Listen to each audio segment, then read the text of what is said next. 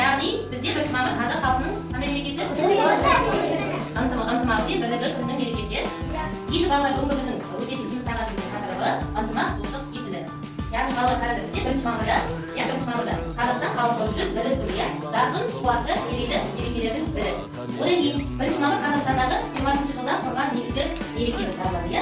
Одан кейін Қазақстан ондаған жылдар бойы көптеген ұлттар мен ұлыстардың отаны болып келеді. Енді балалар қарады, мына жерде не көріп тұрсыңдар? Жүректің ішінде не бар? Тулар бар. Ол тулың ішінде қандай тулар бар?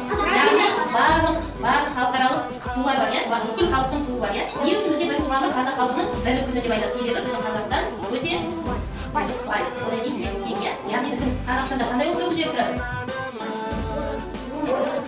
Орыс, қазақ, қытай, түрік, тәжік, әзербайжан, яғни бүкіл ұлт өкілдері тұрады. Өздері байқасаңдар біздің Қазақстанымызда тек ғана қазақтар тұрмайды, бүкіл ұлт өкілдері тұрады екен. Өзбектер келген тұрады. Енді қараңдар балалар, бұл мереке 1995 жылдың 18 қазанында белгіленіп, мейрам болып белгіленді және мейрам 1996 жылдан бастап кеңінен тойлана бастады.